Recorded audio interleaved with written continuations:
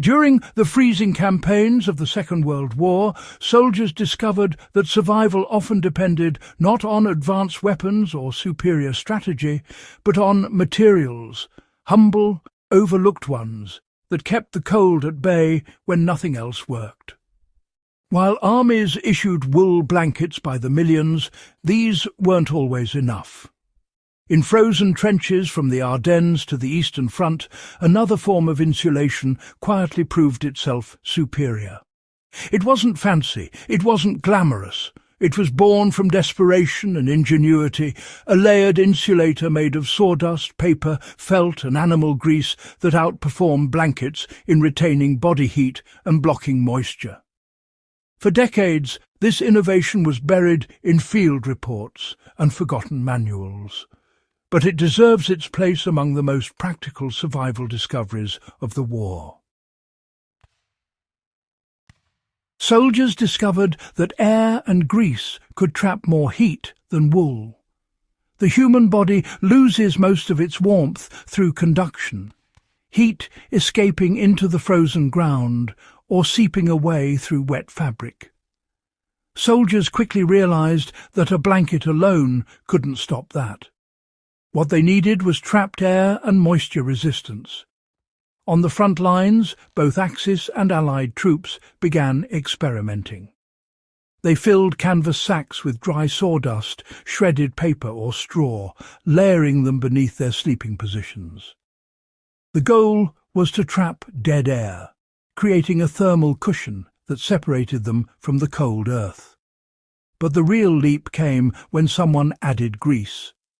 Field engineers found that soaking the outer layer of the sack or the blanket in animal fat or wax not only made it water-resistant but also prevented the insulating fill from drawing moisture.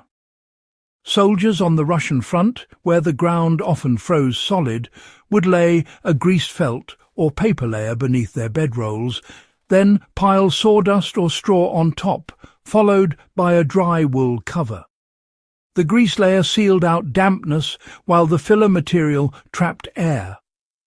Tests conducted by German mountain units found that this setup retained warmth better than two military-issue blankets combined, even under freezing wind conditions. Improvised insulation became a matter of life or death in field camps. In the winter of 1943–44, both Soviet and German forces endured brutal conditions where even small errors in insulation could mean frostbite or death. Soviet soldiers, short on supplies, began collecting discarded packaging paper and rags to create layered pads they called sleep mats.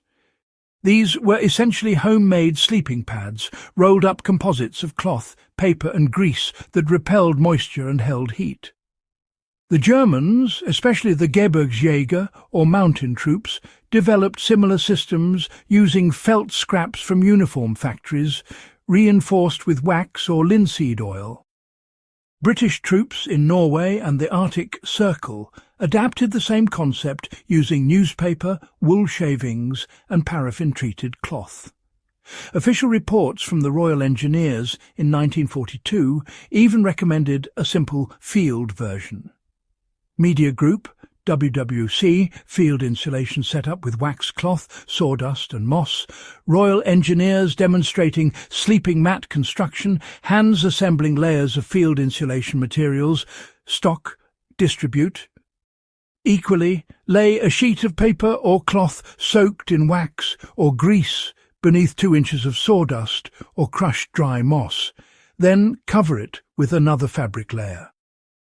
The result was a crude, field-made sleeping mat that prevented heat loss through the ground, a forerunner to the foam insulation pads modern soldiers and campers use today. So let's talk about how grease became the soldier's best insulator. Grease, whether it was animal fat, tallow, or even engine oil, played a critical role, you know.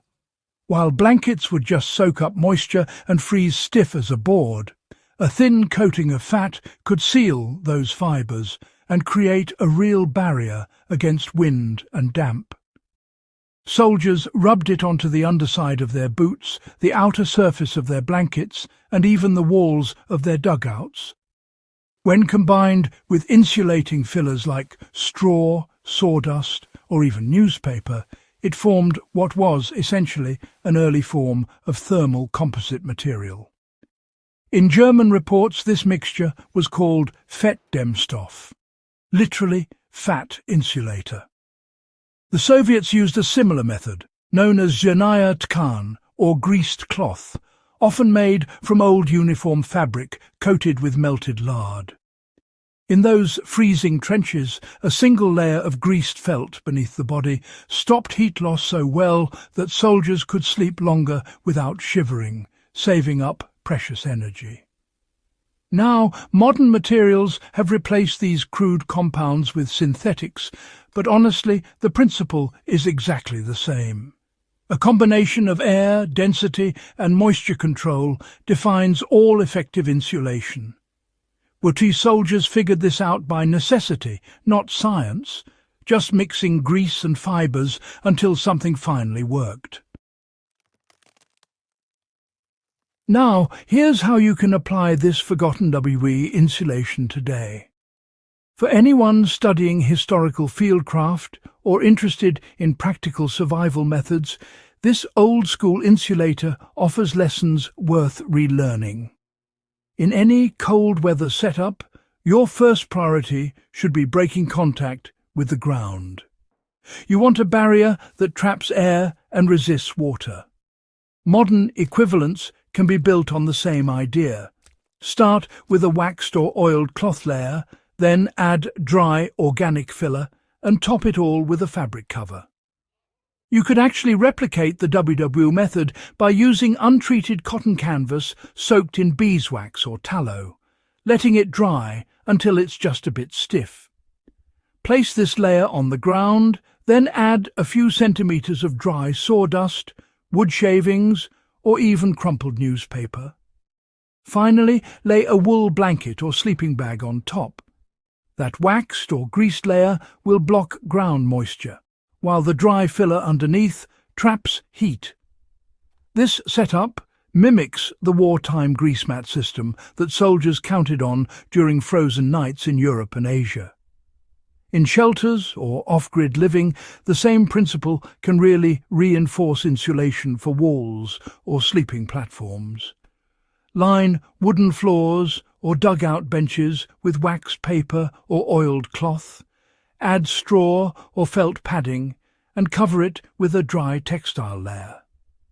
It's not just historically authentic, it's scientifically sound too. The legacy of the WWII's field insulator, lives on in modern survival. A lot of innovations born out of WWII fieldcraft never really disappeared. They just evolved. The grease and fibre insulator inspired both modern sleeping pads and cold-weather boots, lined with layered synthetic foams. What those soldiers figured out under extreme duress is now packaged into lightweight gear, but the physics haven't changed one bit. Air pockets trap heat, moisture kills insulation, and a sealed outer layer, whether it's wax, grease or some modern polymer, determines whether warmth stays in or leaks away.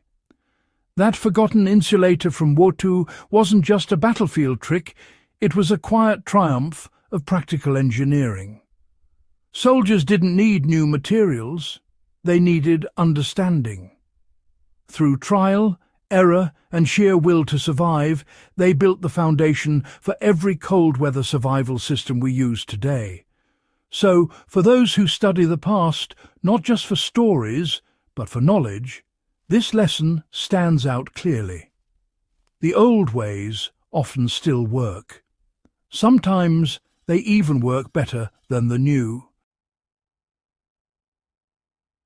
To keep discovering more of these lost wartime innovations, field methods, survival gear, and forgotten materials, Make sure to subscribe to Echoes of Valor and share this video with fellow history enthusiasts who believe true survival begins with understanding what came before.